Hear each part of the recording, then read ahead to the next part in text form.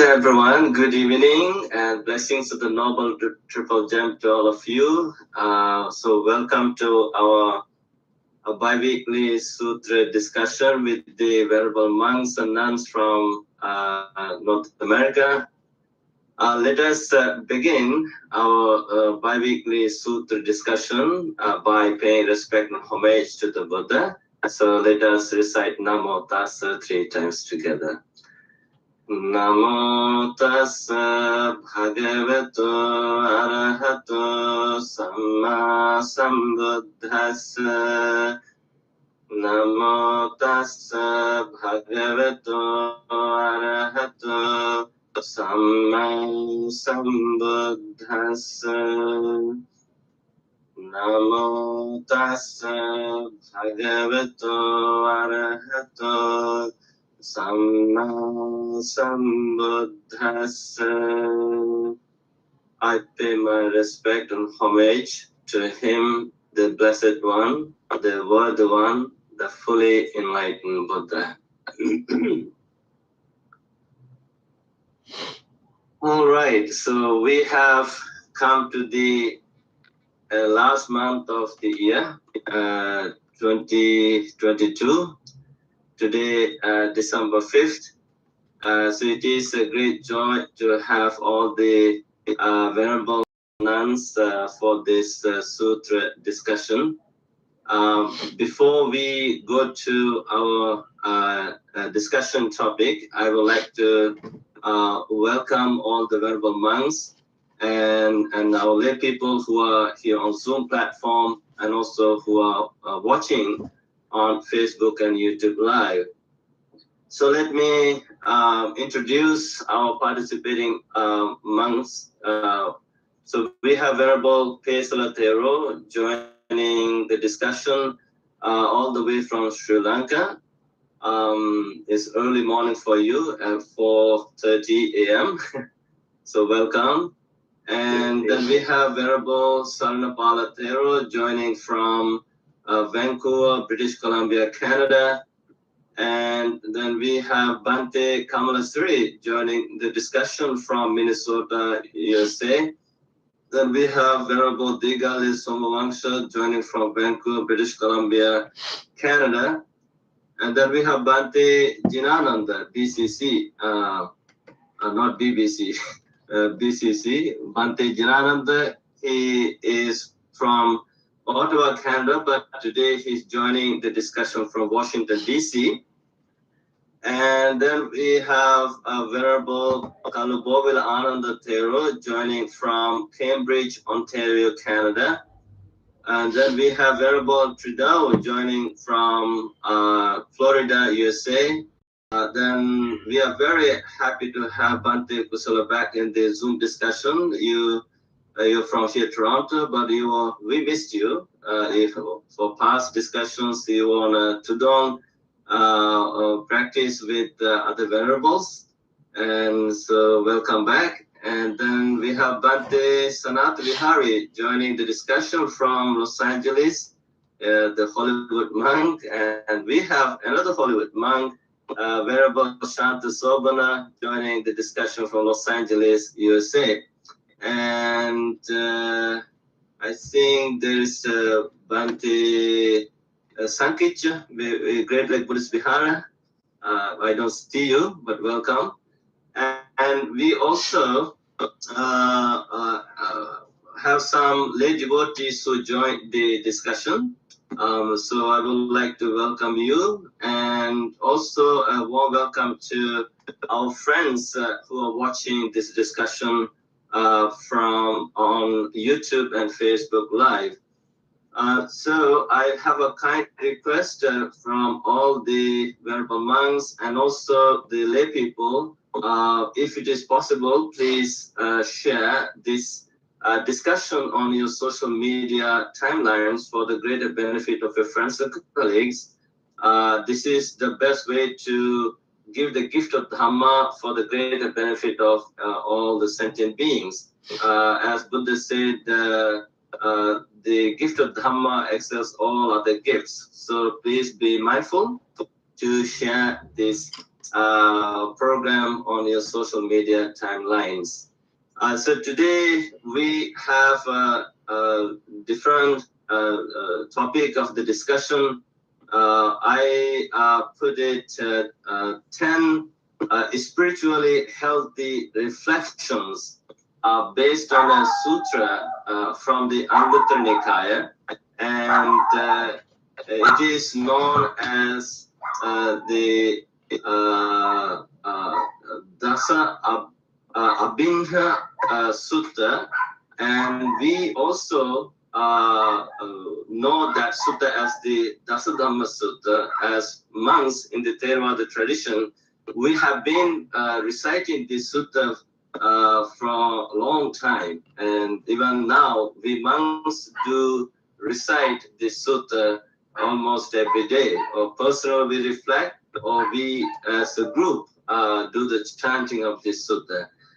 So I would like to invite Bhante Kusala to give us the summary of this sutra, and later on, if anyone who would like to make a contribution, I mean, if you like to share your insights with a story, please raise your hand. And there's no order, but your wisdom, your insight, your words are very powerful and inspiring and motivating. So I would like all of you to share your experience of the 10 factors to be reflected by the monastics. Although specifically this is for the monastics, I believe it is also a healthy reflection for the lay people. And after listening to the Venerable monks, if our lay devotees would like to ask a question or present a question, I will take your question, and our monks are going to give an answer to your question. So, Venerable Bhante Kusala. Thank you, Bhante. So, this is an amazing subject to discuss, especially after the end of practice I did for several weeks, traveling by foot, which Bhante Saranapala mentioned as Tudong practice. And this is, these 10 reflections came to my mind several times of the day as we were on one meal a day, traveling from one city to another, the Sicily Island in Italy. And of course, I missed the discussions here because it was really little night if I'm not having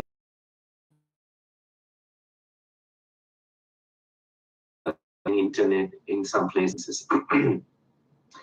And in the email, you mentioned that this is called Pabbajadita Abhinha Sutta because Abhinha is repeatedly mentioned in this sutta.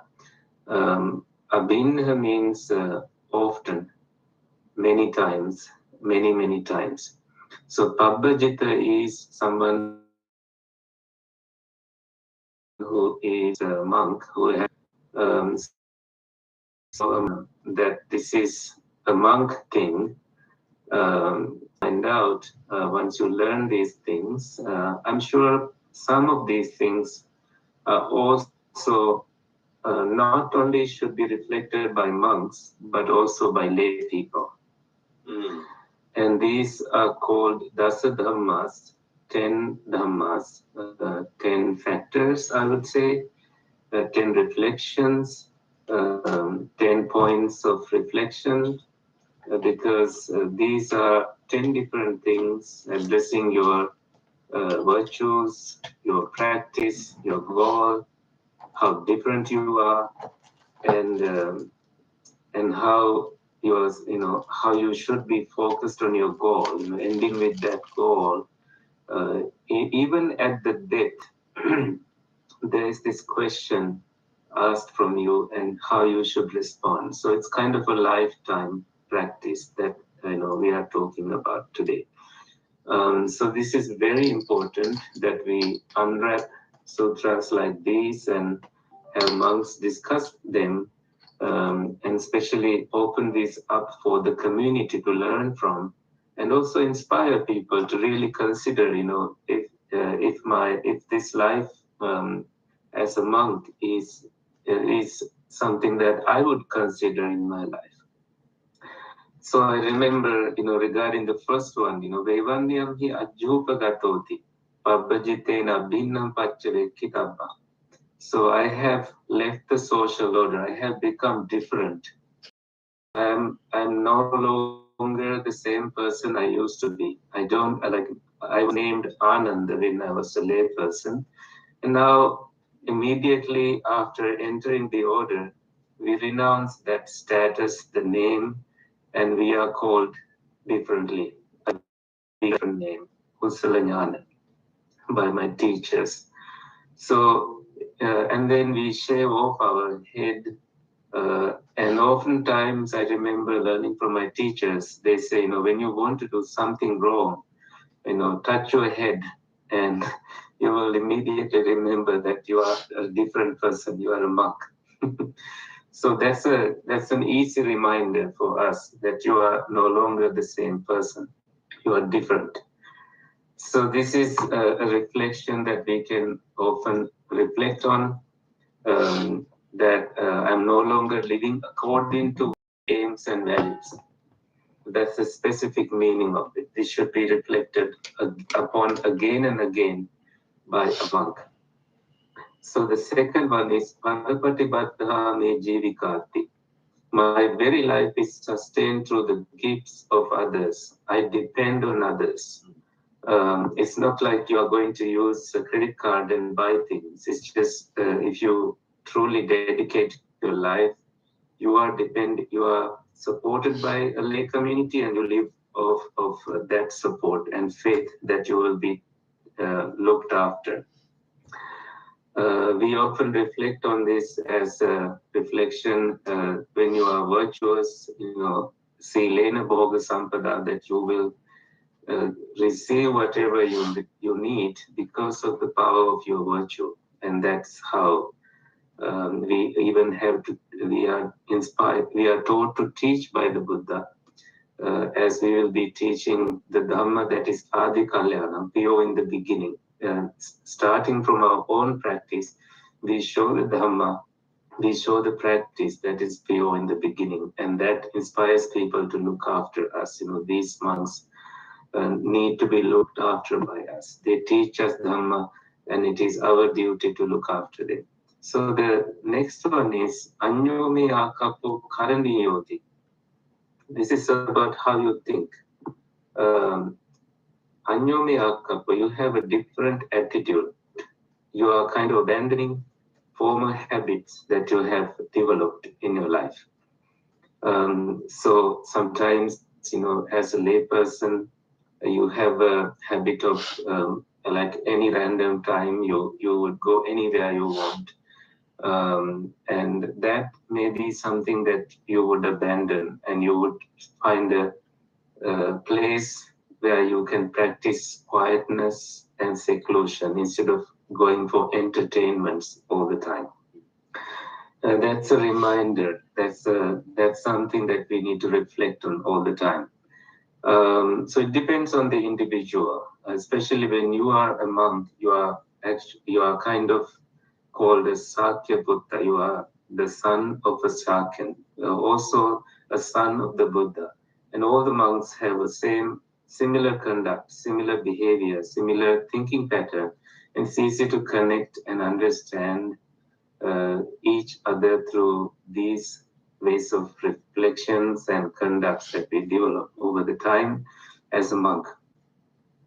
And Kachino atta silato na upavagatiti. Does regret over my conduct arise in my mind? Which means, is there anyone telling me that I should correct something in my behavior, in terms of my conduct, in terms of my sila? That you need to reflect upon all the time, so that when you live with the community of monks, and if they see a small, any slight error, they might, out of compassion, out of kindness, they will approach you and tell you that, would you really pay attention to this aspect of your practice, this aspect of your sila, this aspect of your conduct?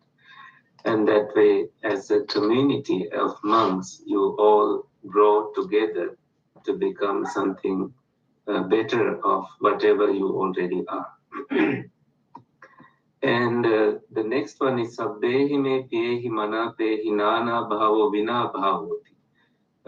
All that is mine, all that is dear to me, all that is pleasing to me will become otherwise. You no longer associate the same things with that same link, same connection you used to have. Vina Bhava, they are different. So your son, your wife, whoever you had as the dearest in your life, are no longer weighing on you.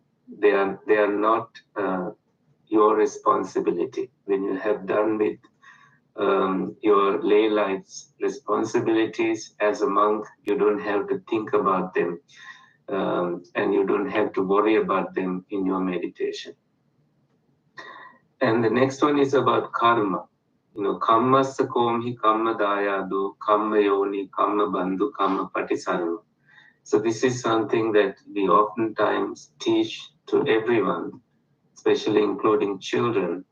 I am the owner of my karma, heir to my karma, born of my karma, related to my karma, abide supported by my karma. Whatever karma I shall do, for good or for ill, of what I will be the heir. You will own what you are doing. You will own your thinking. So this is something that we reflect upon all the time.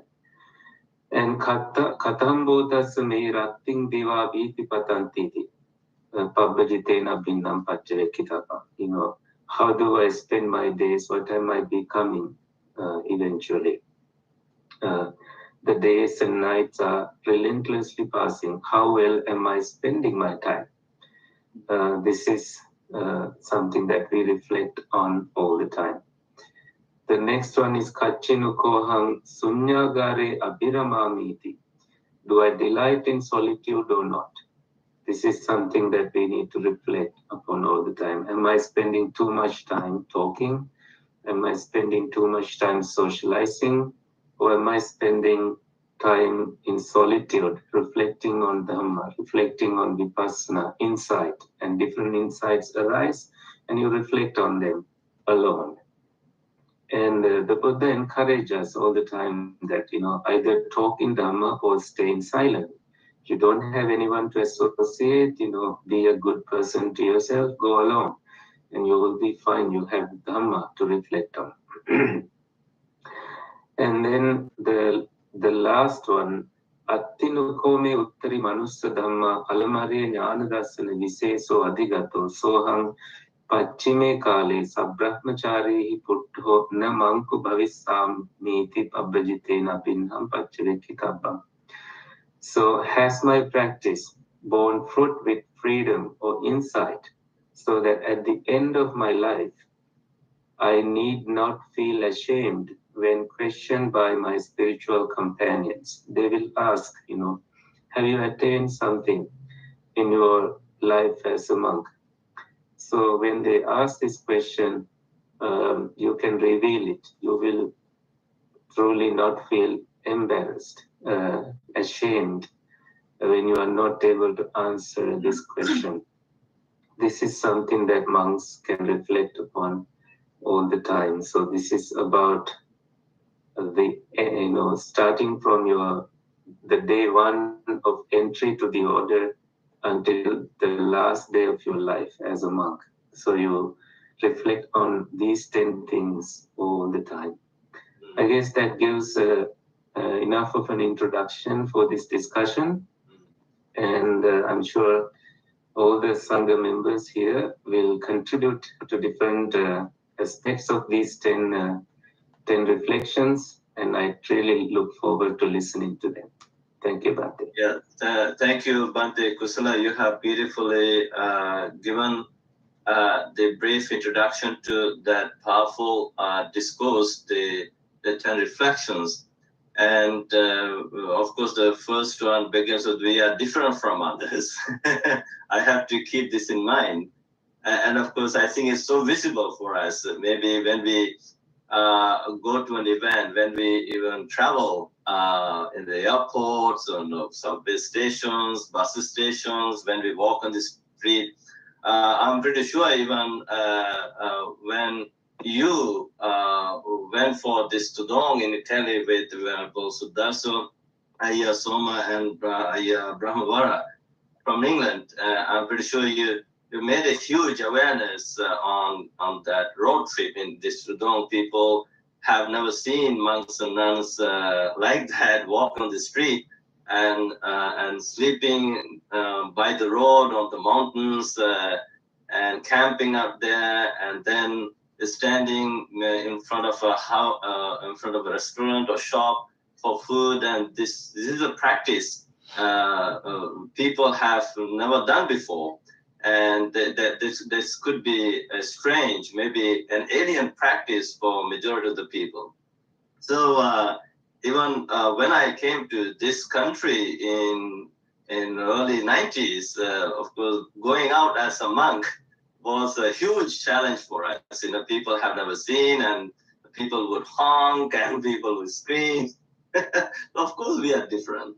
So I think my question to all of you, what are the spiritual benefits of these 10 reflections to be done by the monks daily? And what are the spiritual benefits? And how could it help us to spiritually grow? These are some general questions I would like to put to all of you. And I know that Venerable Kalubovila Ananda Thero and Bhante Sanata Vihari, you got ordination after spending your time as lay people, young men. Being monks could be challenging for you, and also I know Bhante Sanata Vihari, you traveled to Mexico or some other Latin American countries. When you walk or travel to those countries as a different person, you're not traveling there as a Latin American young man, but you're traveling there as a Latin American young Buddhist monk. And how does it affect you, and what is your experience with that? Like you're looking different. First and foremost, Vandana Bhante and to all the other Bhantes. Luckily enough, I've gotten a better reception in Latin America and Spain than in the United States, actually. So I guess Catholicism lends itself more to this kind of practice than a Protestant practice or a Protestant environment. So when I've been in Mexico and in Spain walking around, people are very curious, young people, older people, mostly older ladies. It's like mostly older ladies who are more interested in what's going on. But it's always been a very interesting. People come up to me and they ask me, like, why did you do it? You're so young, or, you have your whole life ahead of you. Why didn't you want to get married? Or they say, what was wrong? What happened to you? Did some tragedy happen? That's why you became a monk? People always think something bad happened. But no, so most of the people, Bhante, have been very nice. In the United States is where people honk and say things and scream obscenities. So actually, in the United States, it's more difficult walking around as a monk than Mexico or Spain.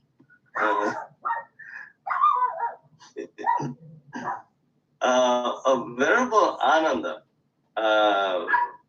now what is your observation? What is your experience? Like you have lived a both life, and after becoming a monk, you like all this. Of course, we are looking different.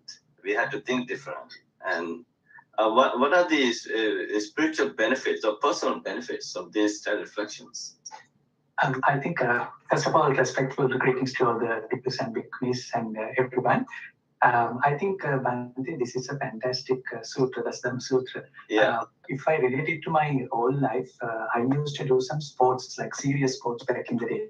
So when you do something like that, your coach or your team captain would always give you a reminder this morning, think that this week is the game week or this month is the game month.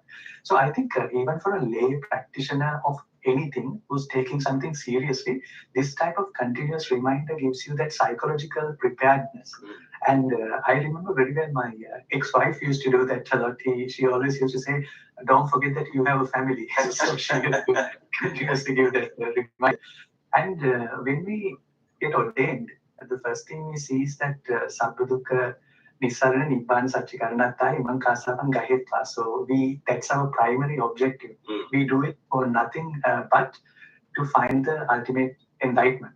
And I think Dasadhamma Sutra is a fantastic reminder for you to give you that this framework so that you are always intact, in the correct path.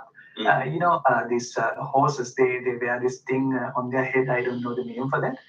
So they could only see the path, so they don't get all derailed or off track. They wear this thing on their head, so they can't see the two sides. They get focused. But that horse thing gives us the tunnel vision, but this 10 Dasadhamma offers is not a tunnel vision thing. If we go to, I've been thinking Dasadhamma Sutra. So for example, we leave the entire identity. And I remember one of the best experiences of my becoming a monk, of ordaining. I was initially given a name called Kottita. So I'm a young boy now and about to get ordained. Before I got ordained, the senior monks, they suggest, why don't we call this new monk Kottita? So I thought that my name is going to be Kottita. And then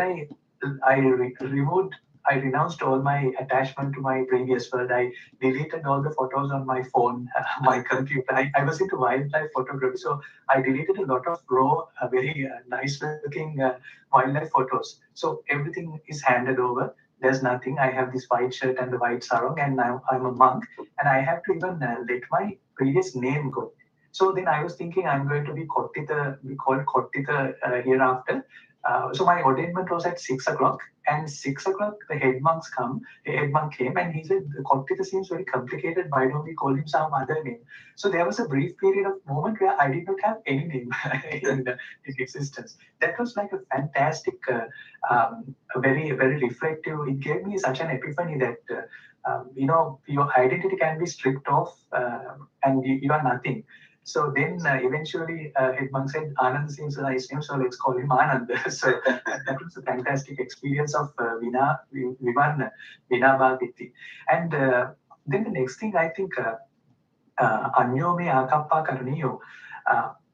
We're saying that Buddhism, that there are two types of thinking. You could have the Patisotagami stream or the Anusotagami stream, one that goes along the stream, or the one goes upstream, which is completely different to what a normal person would think. And I think that's the fundamental of Buddhist philosophy, that we do not think the same way that a typical person would think.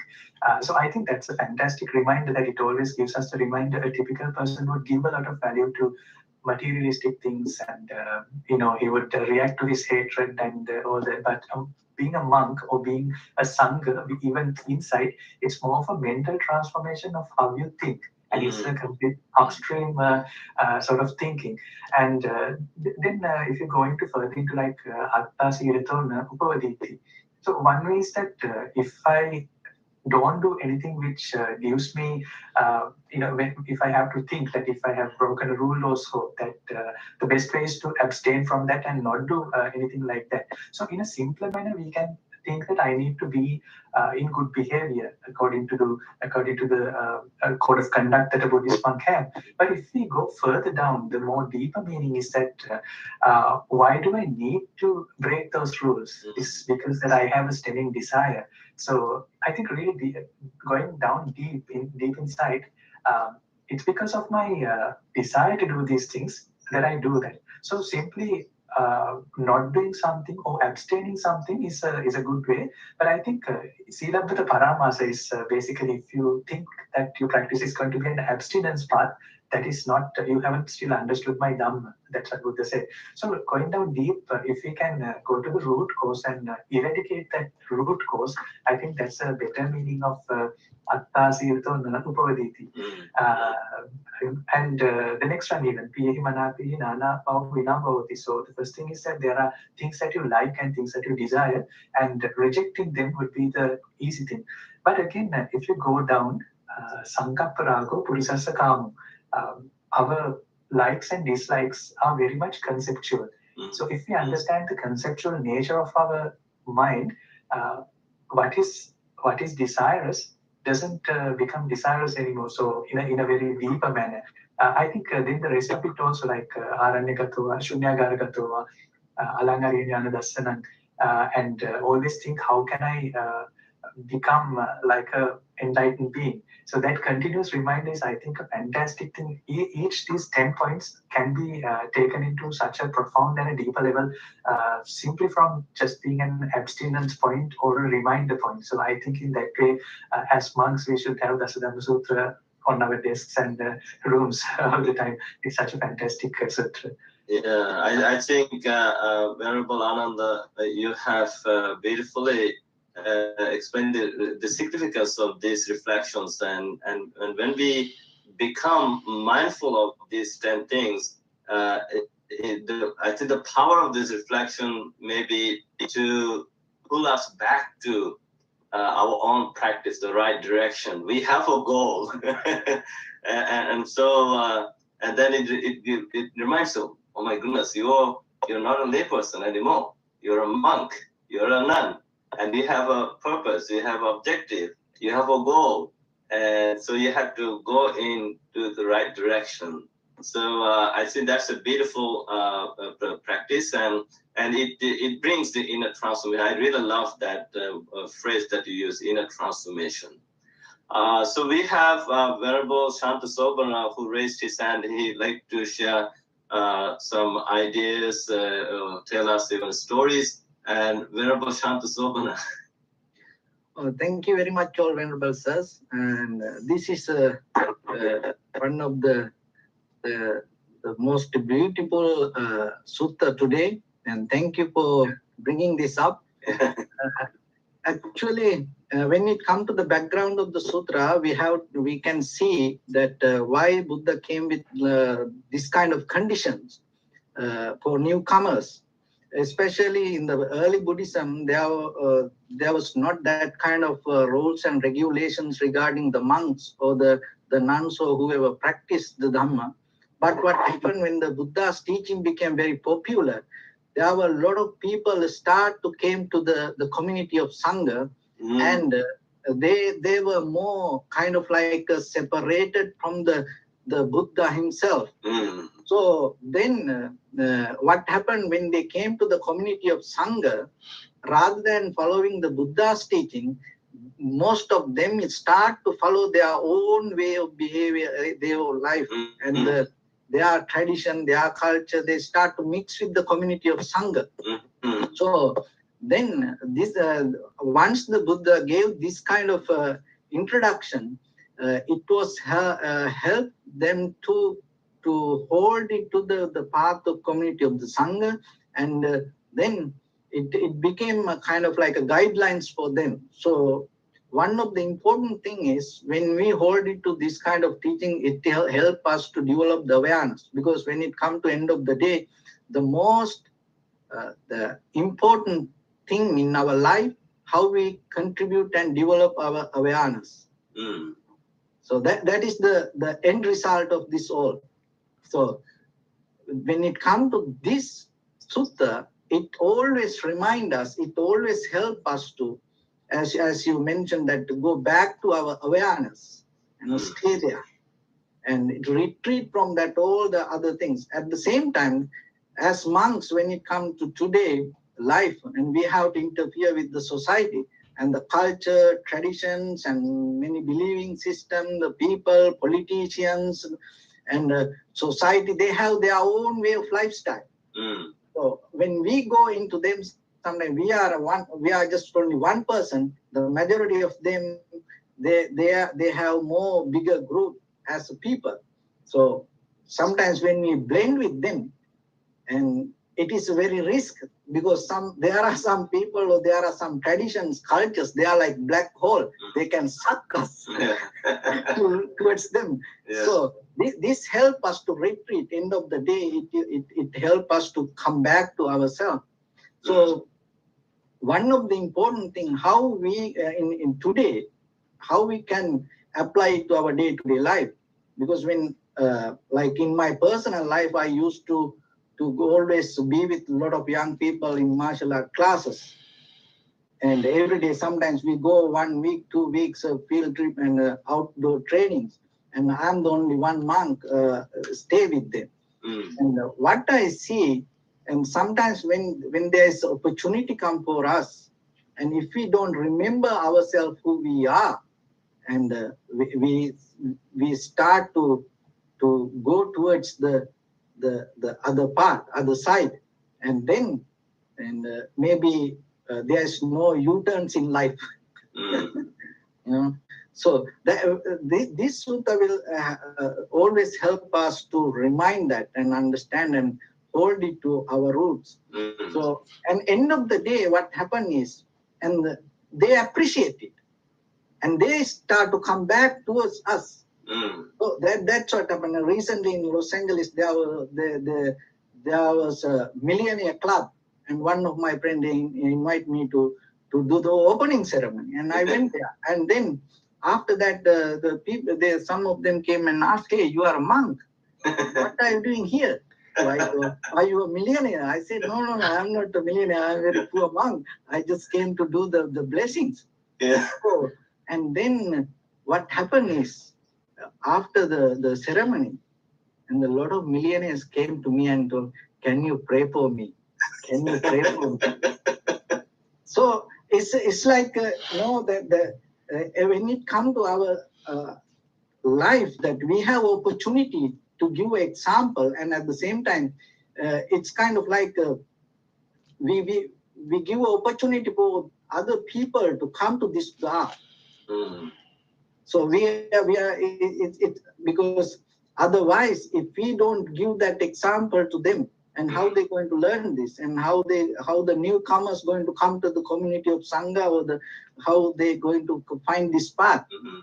So in that way, that always what I saw in my life, when we have opportunity to go into society, it is a great opportunity for us to contribute the Dhamma. We don't need to afraid for that. We don't need to afraid to blend with them.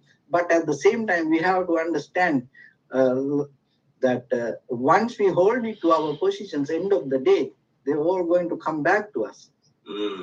So that is one thing, and how we can apply today life. Most of time when I go to these young students, I always tell, remember, maybe you have friends, and sometimes you start to do things because of the friends, but end of the day, you are responsible for your own life. Yeah. You know, you are responsible for your own result.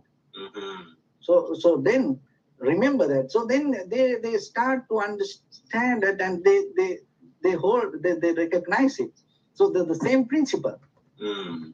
So like that, and most of the time, what I try to share with people, our greatest social security is our own character. Yeah.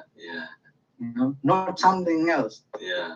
And another thing is, we always have to see ourselves like in another sutta gave one of the beautiful example, like how the young girl or the boy always look at the face in front of the mirror.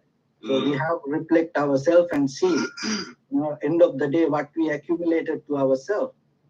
And the last one, in this sutta, it says that when in our deathbed, when other monks come and ask, is there any the high mental powers or spiritual powers that you accumulated? So that is one of the important point, because we have to contribute some kind of development from our own life to our newcomers.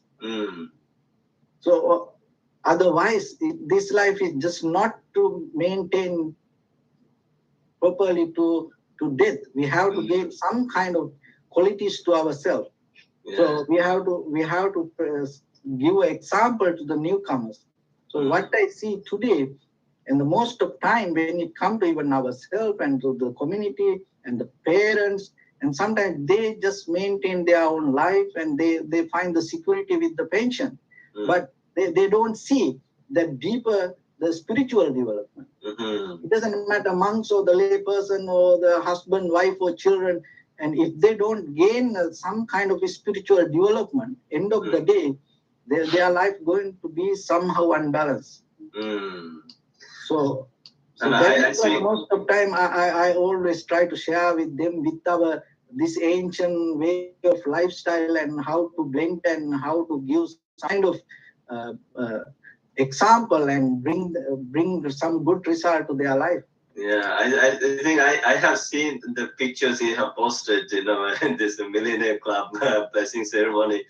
You actually, Venerable Shanti Sobat, you have brought up a very interesting point here. Like even during the time of the Buddha, people from all walks of life, all caste system, joined the Sangha. Maybe they were trying to follow their own agendas and derailing from the original practice. And that's why I think the Buddha reminded them, you're a monk and you have to keep these 10 things in your mind.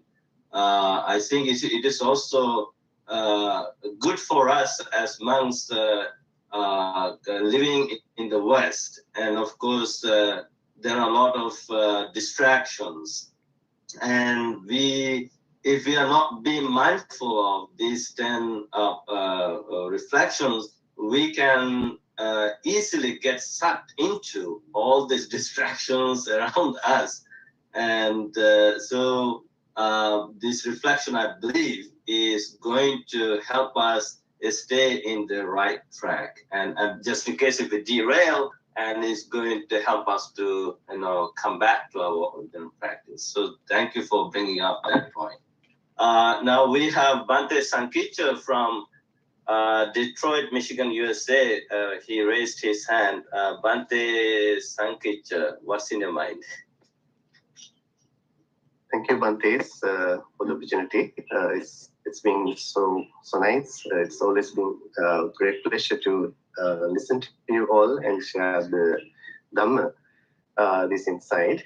Actually, when I look at this discourse, actually, when I hear all these Dhamma from these Bantes, I can see, most of the time we learn different paths in the Dhamma, right? Most importantly, the primary path for us is the Noble Eightfold Path, right? So there are so many different discourses that give us different paths, actually. Not only one direction, one path to the enlightenment. This is one of those occasions, actually, for me. When I look at it, the question comes to my mind, what is missing in this discourse, right? Every value, every aspect of a spiritual life, related to the Buddhist great teachings is found in this discourse, without missing any aspect, actually. So in that case, I look at this discourse as full of spiritual values, spiritual assets, and most importantly, when someone wants to live a spiritual life, a meaningful life, I can consider these 10 conditions to be the spiritual dynamics. How someone would maintain a spiritual life. When all these conditions are there, deep reflections are there. These can be wise reflections. So they are more than enough to guide one's life in the right direction, positive direction, and most importantly, to protect oneself. If you look at this each guideline, what people are experiencing in society today as negativities, stress and anxieties, depression, and all these things, what we can see in this discourse is that all of these problems, issues, negativities can be rooted in one of these issues, points that they don't reflect on, they don't care about, they don't pay enough attention in their life. So therefore, I think controlling a lot of our negativities, stress and anxieties actually can be treated, controlled and addressed directly if we pay enough attention to these considerations. So therefore, I think there are a lot of psychological values in this discourse that many people without any difference actually can be applied into their entire life. So I think each of these step considerations can be a huge Dhamma sermon actually. There are a lot to talk about, that much they value. I would take actually one step actually, that what would my heart eventually say about my behavior. If my own heart would complain me myself on my behavior, right? So this is a kind of taking our direct responsibility, for our behavior, our overall life experience, what we are going through, especially in terms of all these negativities that we may go through in our life. So this is one direct way of taking our responsibility. How would I guide myself in the right direction? Not to get caught up in all these negativities, negative situations, people, circumstances in life. So before we get into these problems, issues, I need to pay enough attention to my behavior. Am I living a life that causes these troubles, right? So most of the time people worry about them, try to do things when they get caught up in these things without taking enough responsibility how they live, how they behave. So most of the time they do things that cause them all these troubles, right? So therefore, that's a very powerful advice, I think, for all of us to take that, learning how to take that direct responsibility over my behavior, to be free from negativities and unhappy conditions. So I think this discourse, therefore, can be a direct answers for all our everyday life problems. Yes. Yeah, I think Bhante Sankricha, you have brought up a lot of interesting points here. You have to take the responsibility for your own journey. You have a goal, and in fact, when we analyze into these social problems that people have, as you mentioned, depression, even anxiety, stress, even I think even there are monastics who also suffer from a lot of stress and falling into depression. Maybe because they forgot the the original practice and thinking of something beyond, and maybe they are doing Ayoniso Manasikara, unwise reflections. So these 10 reflections are part of the Yoniso Manasikara, the wise reflection, wise attention. And when we do Ayoniso Manasikara, and of course they are going to create a lot of problems for us. And if we do the Yoniso Manasikara, then we can enjoy a lot of the psychological benefits like the health, safety, and happiness, peace of mind. So I think these are very interesting points you have brought up, and thank you. Next, Venerable Trudeau from Florida, USA. You raised your hand, so what's in your mind? Venerable Trudeau. Thank you. Unmute yourself. Thank you so much for having me. Salutations to all of the venerables and most venerables present today. So,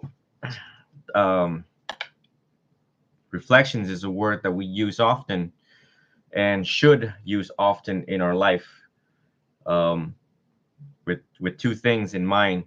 Number one, did I do the best I possibly could? And number two, is there any more I could have done with the time that I had, with the people that I was with, and the resources that is available to me? what I did not know after becoming a monk, and it was a nice quiet life before I started to play around with TikTok, and then of course the TikTok thing did its thing, and then I became, you know, kind of like uh, Los Angeles type famous, you know, celebrity monk. As a result, that's a new term now, right? We have the urban Buddhist monk, and now we have Jidao, who is the celebrity with all of the generation millennials, generation Zoomers.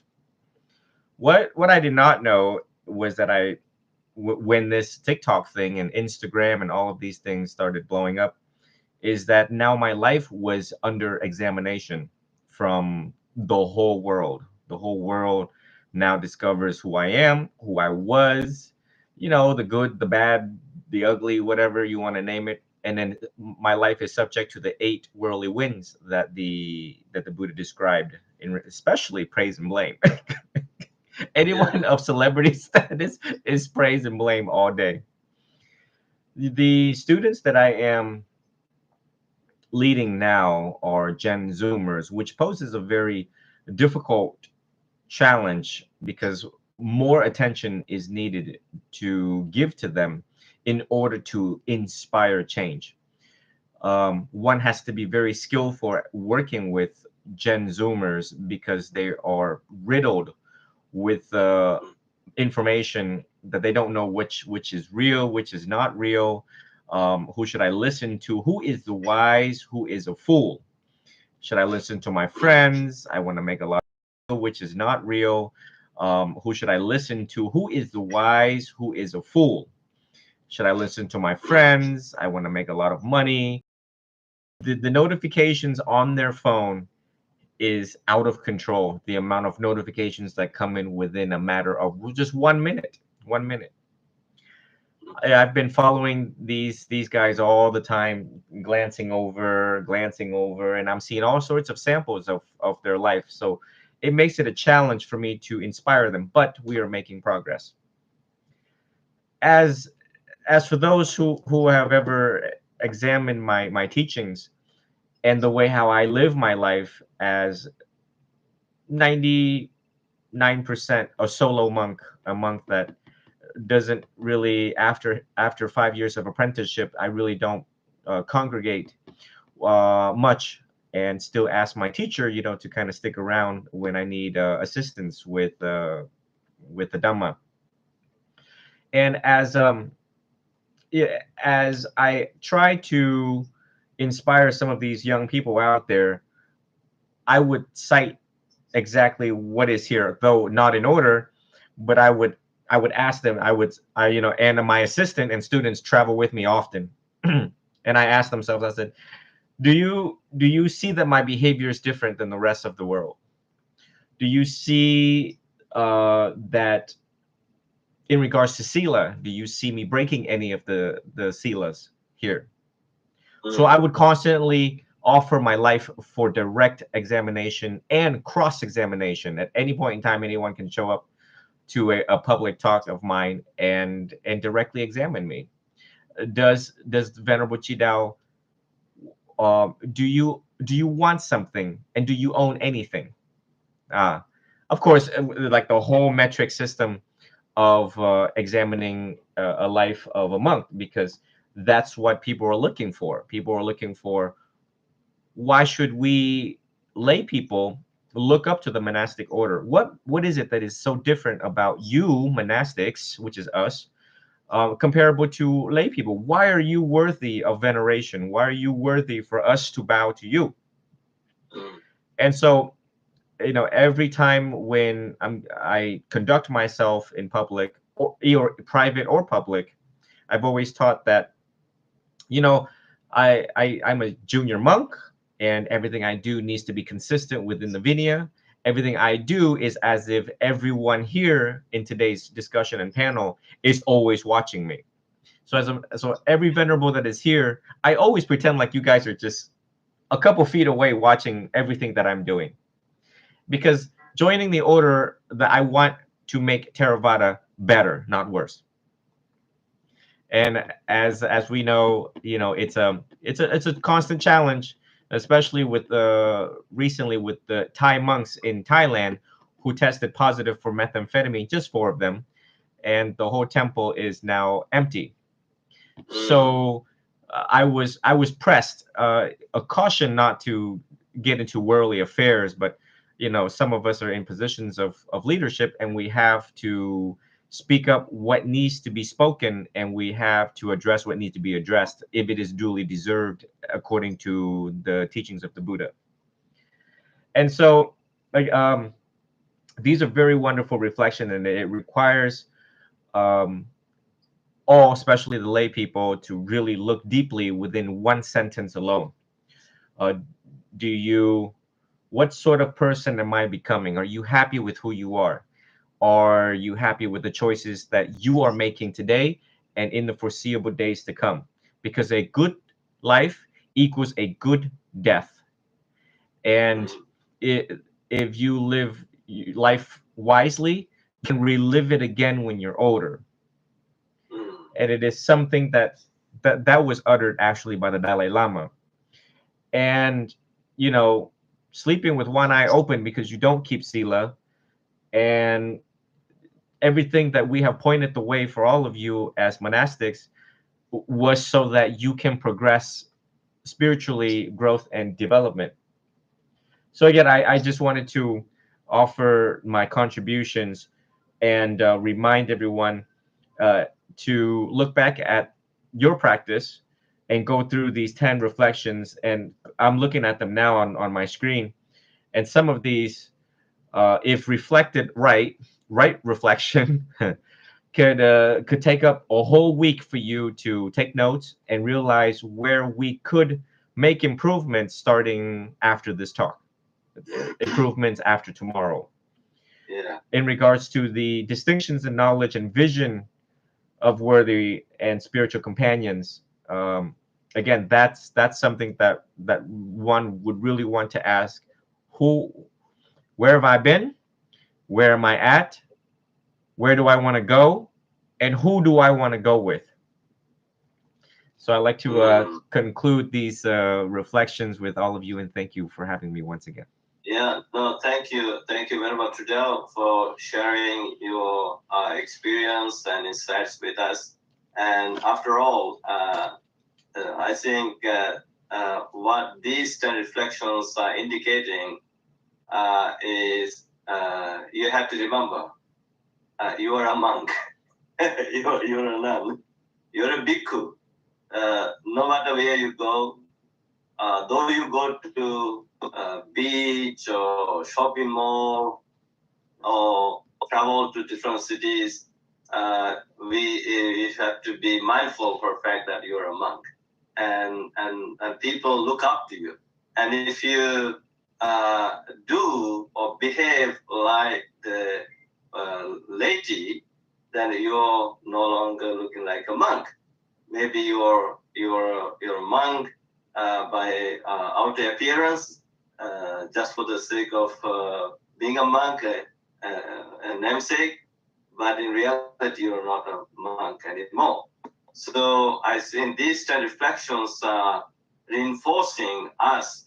Remember, you have to be a monk, not just externally, also internally, through these reflections. So I see it's a very powerful reflection. Thank you. Then we have Bhante Jinananda joining from this time from Washington, D.C. Bhante Jinananda, what are your reflections?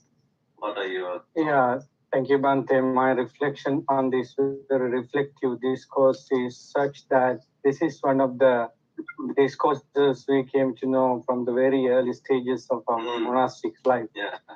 But I remember how my teacher started training me with the Dharma, and he asked me to remember this discourse if you want to become a good monk. Not thinking about the meaning, I memorize it, and now later on I realize how good this Dhamma discourse, despite the length of it, because it maps how monks should be.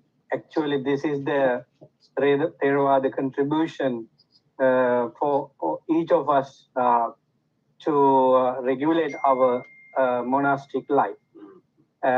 This doesn't give us so much implication of the Dharma, but it is giving us the directions to understand the Dharma and Vinaya. I like some of the contributions made by previous monks. There were highlights.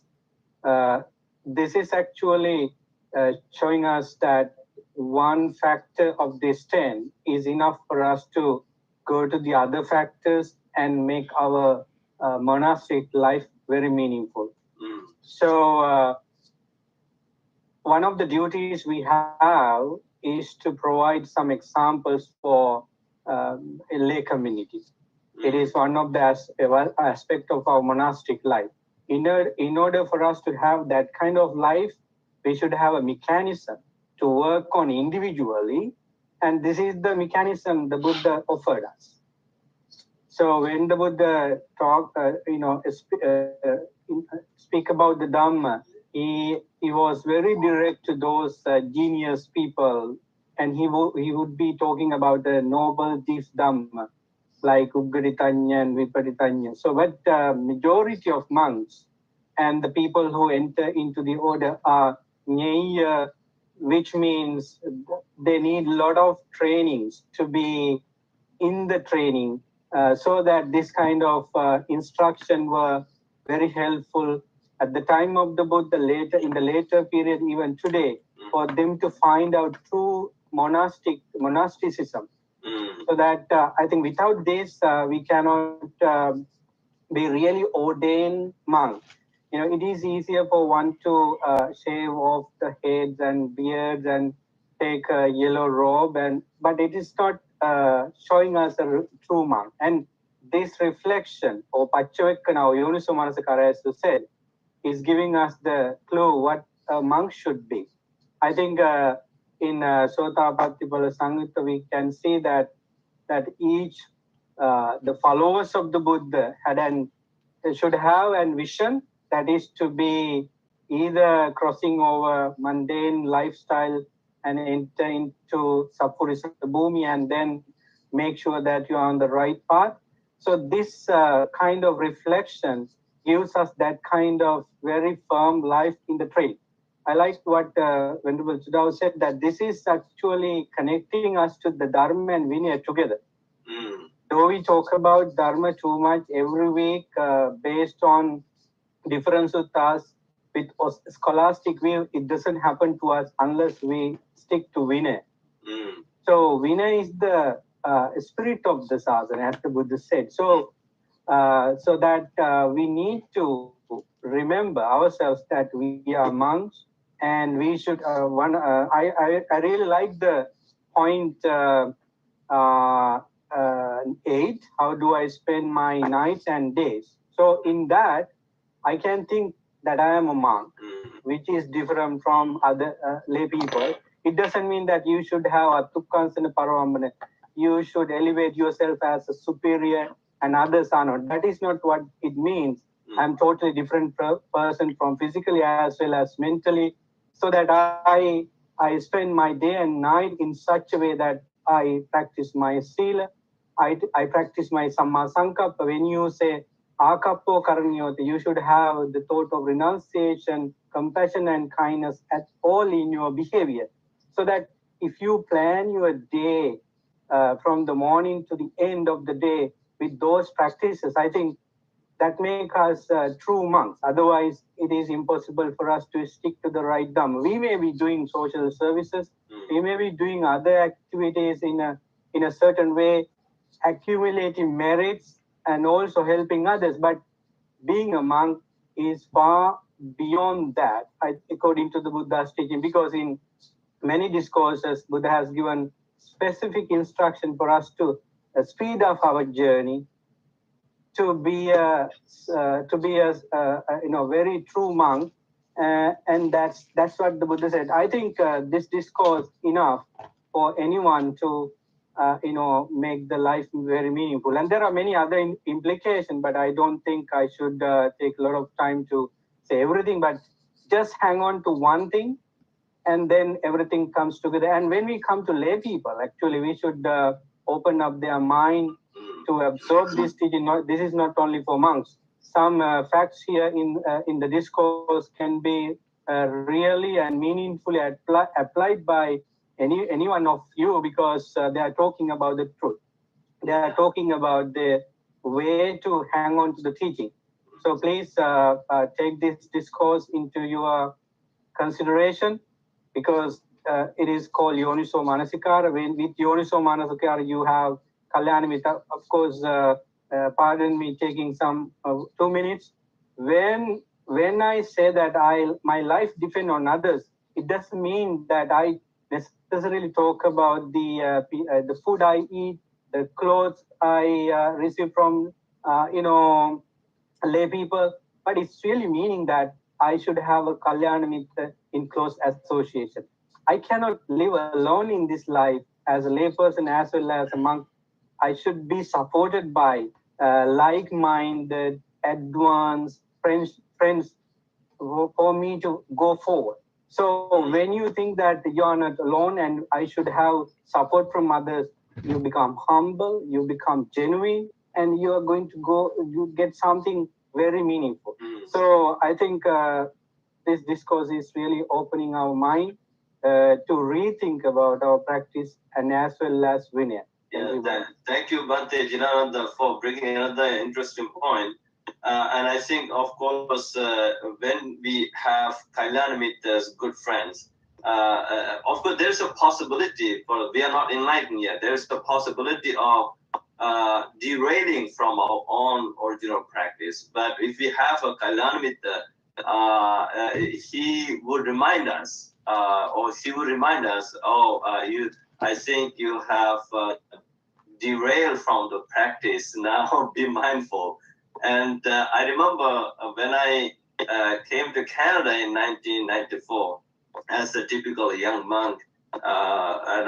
In Sri Lanka, of course, we were given a very strict monastic training. We were not allowed to do a lot of things. So after coming to this country, of course, we realized, even our teachers realized, these are the countries full of freedom. You have freedom to do anything. So one day, I remember doing evening chanting and meditation with Bhante Mudita. He is our teacher, or most of our teachers.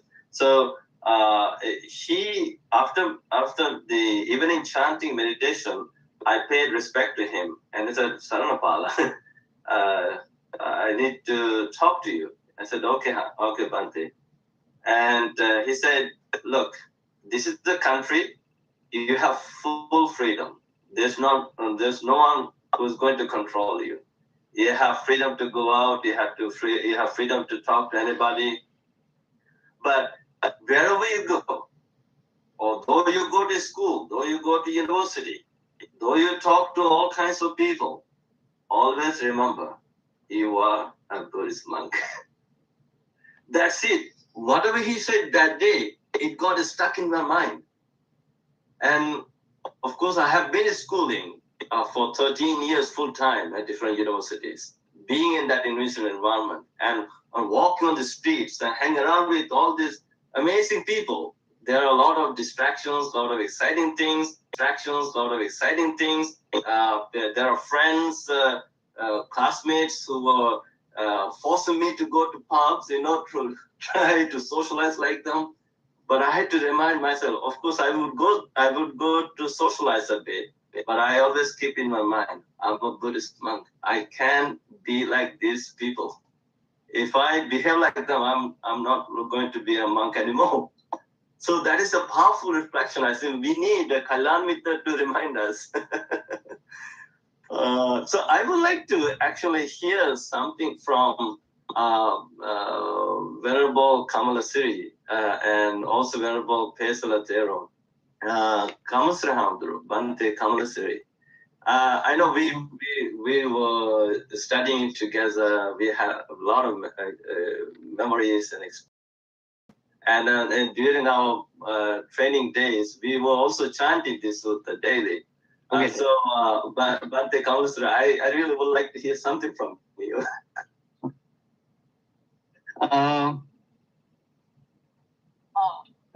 Yes, but Saranapala mentioned about the early life, and I think both of us for the first time, our explanation got from the Bante Ampiti Rahul. Yeah. He's the one who always was talking about this sutra. Yeah. Otherwise, he's the one who recommend for the morning and evening chanting in the morning and evening chanting also to do chant this one. That is, I was thinking about that. And here, mostly today we pay our attention to first one and not the other thing. So I also like to add little bit to that. Here, Vevanyam hi Ajupagatoti means it translated into English as I am now changed into a different mode. Then what is this mean in the change into? If we change into something, that is meaning of that is we were somewhere. Or we were as something. I think there is the history. We were as something. Then, what is that? And which type of changes happen here? I like to say within a few ways here is one. The first one is I think it is cultural change. Yeah, cultural change. Or social system change. Second one is lifestyle change. And third one is attitude change. And fourth one, mindset change. I think those are the things we have changed. And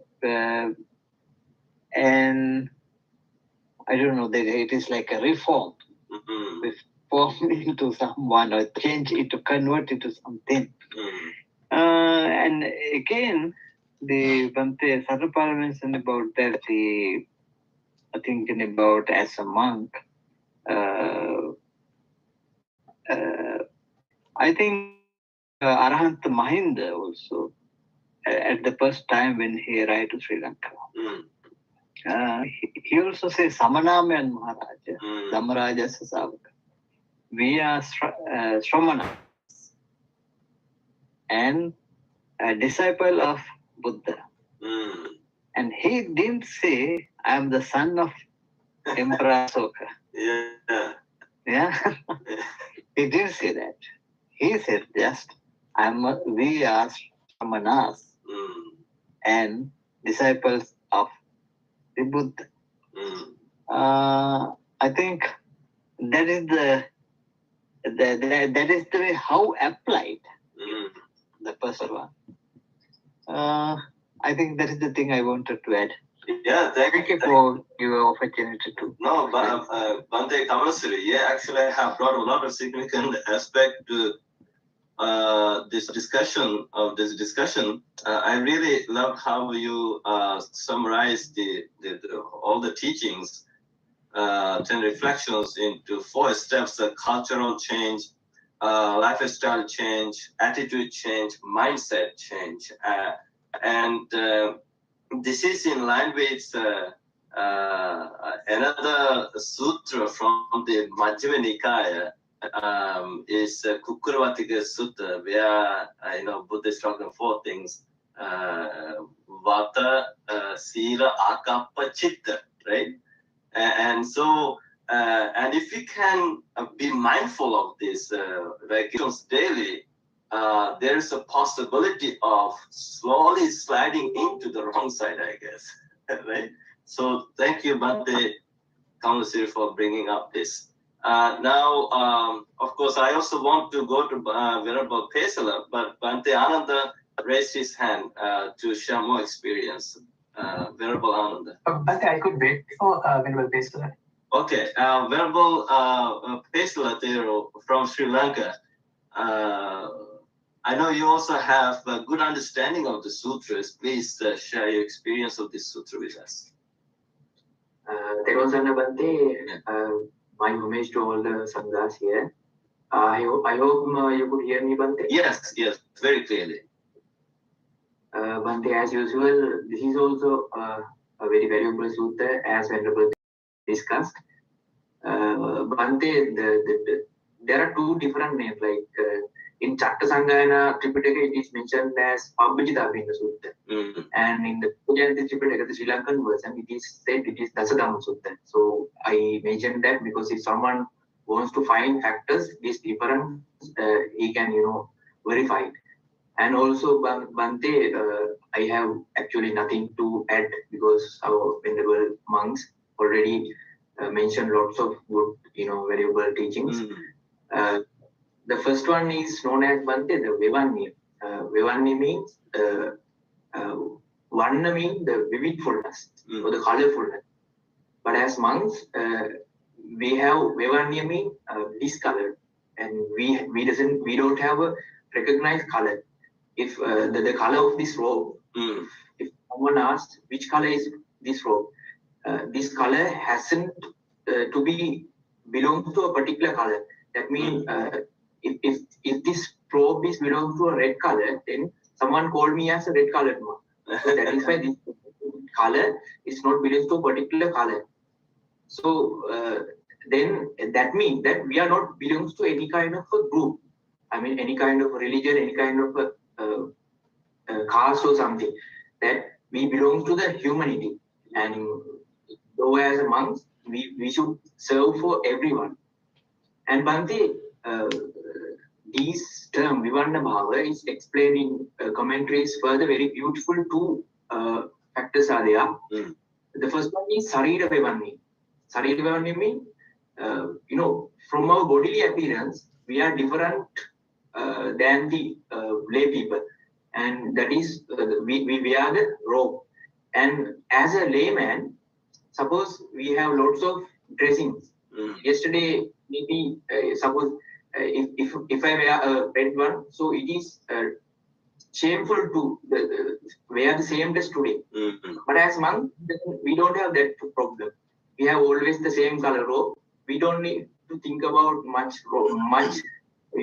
dresses. We have only the robe. So that is the benefit that we are getting. And also,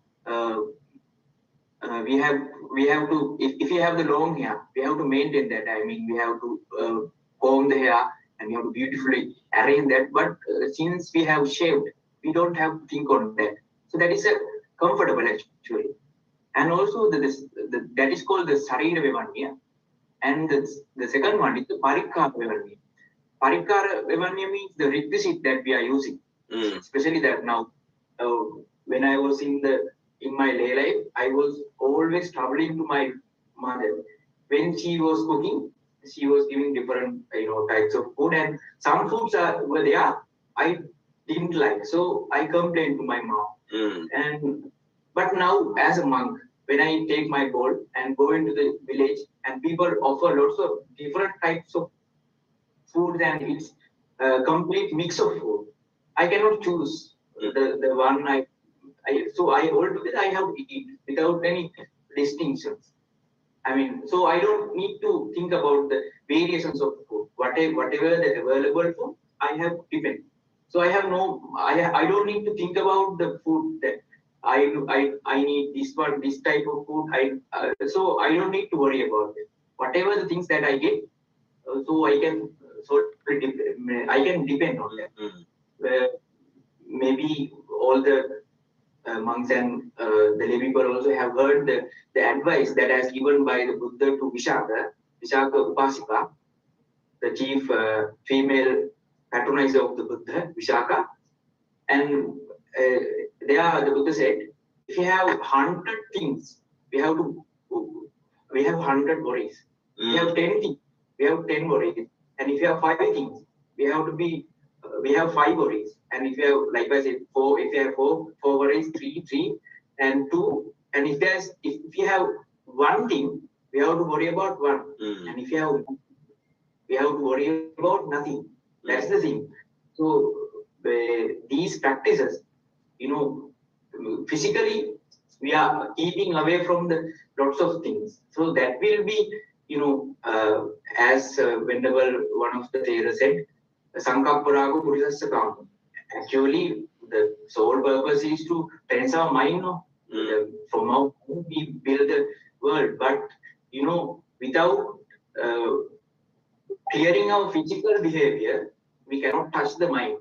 That is these factors are dealing with our external factors, external behavior, external things. So, when we want to touch the core of the tree, first we must remove the bark, then the inner side, then only we can touch the core of the tree. So, as monks, if you need to touch the deep, core of the Dhamma, these are the factors of the, as we discussed in last day also, Bhante, these are belong to the Sila. And Sila means our ethical conduct, moral. Why we practice Sila for the Avippatisara. Avippatisara means that if you are following these principles, we could satisfy that. Vippatisara means suppose if I earn some kind of money, and if I know that the money that I have earned is after very good manner, without owing to anyone. So if I very justifiably, if I earn something, I feel much satisfied because I have owed nothing to anyone. So likewise, similarly, if we as a monk, if we practice these factors and we know that we follow these and we got that avippatisara bhava, and our physical behavior is like the monks. So it gives us the samadhi.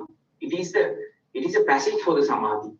And also Bhante, the concepts that we are dealing with, always we think this is I, me and myself, all things belong to me, like those concepts are deposited in our mind.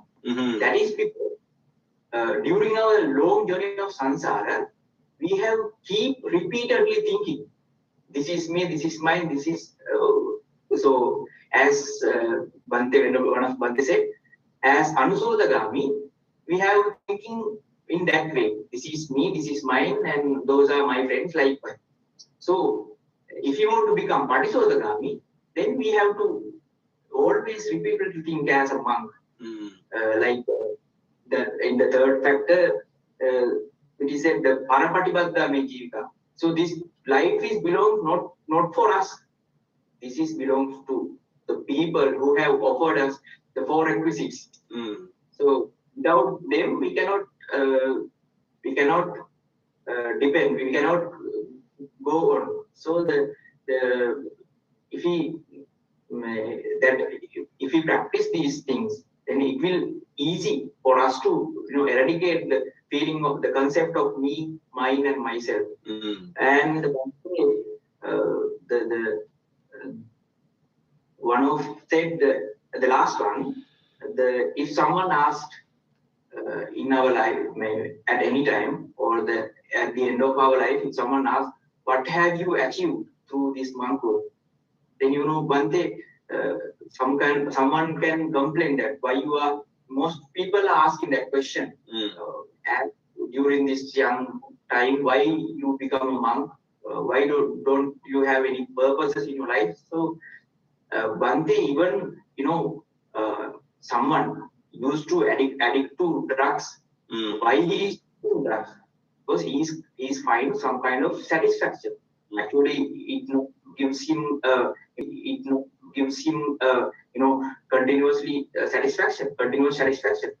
Temporary satisfaction is there, but this Dhamma gives us the the eternal satisfaction.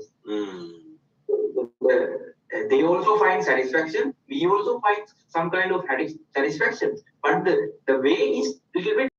It is not like the world, how the world is doing. So likewise, the 10 factors, that is the most valuable aim, most valuable satisfaction that one can achieve. So as monks, we have a noble purpose, and this Dhamma is known as Sandiptika mean, and Sandiptika mean we could see the results not tomorrow, not in the next life, but just now in this moment we could see the result. And so that Nibbana, that the cessation and the calmness of the mind, the happiness of the mind, we can achieve in this moment itself. So by reflecting, it is also like if we you actually Venerable specially you have brought a lot of interesting spiritual points that keep us in the right direction, and especially the biggest problem that people have, I think maybe the majority of the monks and nuns who have derailed from the practice, yes, at the end of that they suffer big from this guilt. So if we can continue to keep these teachings in mind, and at the end we are not going to suffer from guilt. So this is very good. Thank you so much for bringing up those teachings. And lastly, Venerable Ananda, please, we have 2 more minutes. Please feel free to share. Sure, Bhante. It actually popped up when you mentioned about your initial time as a novice monk in Canada. Just very briefly, Bhante, I happened to the first time I went abroad on my own after being a novice monk was to the Philippines.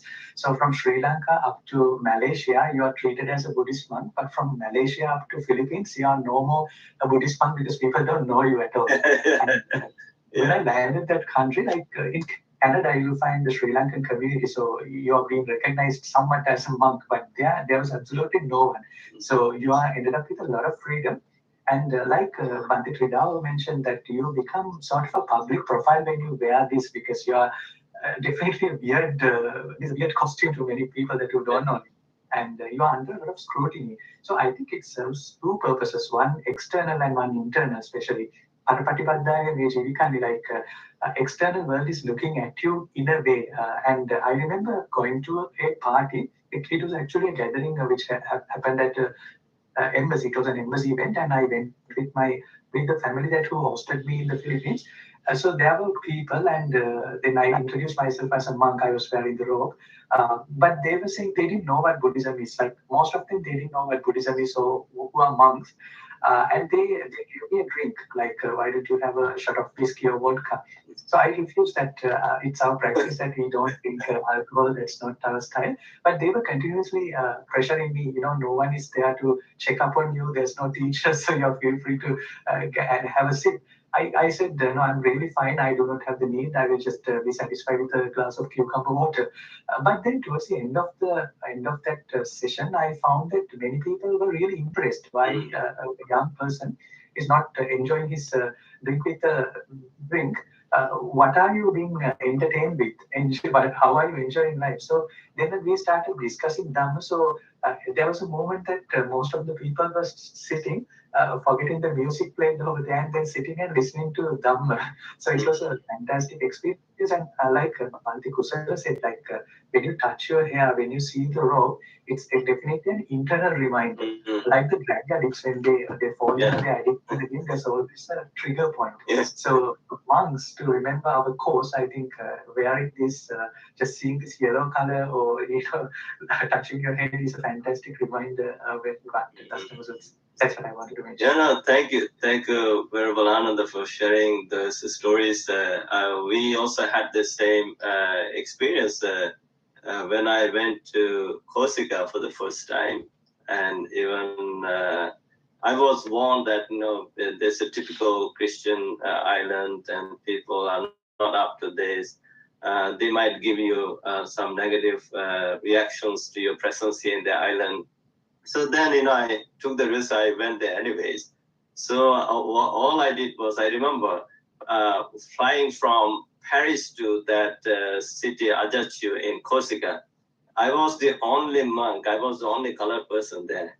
And before the plane was taking off, the flight attendants made an announcement. They said, "Hey guys, don't worry. Today we have a Buddhist monk on board, so we are safe."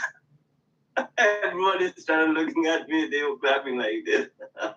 So that is the power of being different, as a Buddhist monk. So I think what I see from these reflections have the power to empower yourself. But if we derail from these practices, we lose the power as monks in a way. So these daily reflections help us empower ourselves towards our goal. So I'm very grateful to all of you for sharing your experience, your stories with us, with our audience, and this is very inspiring. So I would like to invite Venerable Saranapala from Vancouver to recite the over the Patimokkha verses to wind this up today. Namo tassa bhagavato arahato samma sambuddhassa sabba papassa akaranang kusalatsa upasampada sacitta pariyodapanang etang Buddhana Sasanam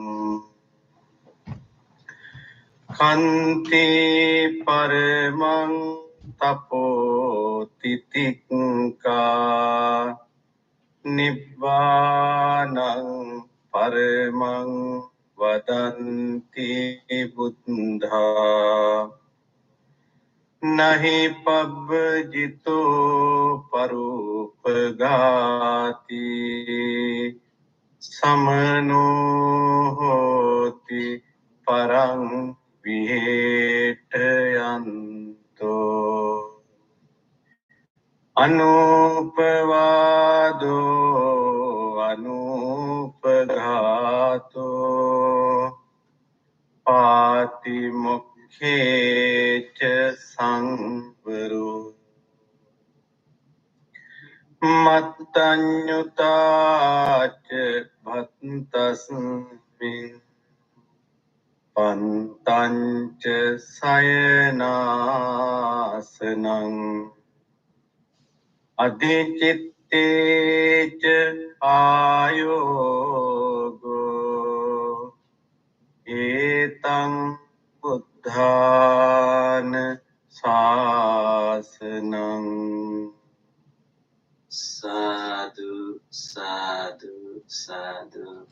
Venerable Saranapala, you have beautifully recited this what the Patimokkha verses. Thank you so much. It's very soothing, so relaxing. Once again, I'm very grateful to all of you for coming together to discuss the precious Dhamma taught by the Buddha for our own spiritual benefits and also for the benefits of the lay people. And this is such a unique service we all are doing together. So I'm wishing you nothing but health and safety. May you have all the blessings of the Buddha, Dhamma, and the Sangha, and the blessings of the Devas. May Devas continue to protect and guard you with the divine blessings for your health and safety. And may all of you continue to be blessed with physical happiness, physical well-being, and emotional well-being. And may all blessings be with you, be with our lay people who join us today. And Sabbe Satta Bhavantu Sukhitatta, may all sentient beings be well, happy, and peaceful. So I'm looking forward to seeing you all in 2 weeks' time. Until then, be well, and good night from Canada. Thank you so much.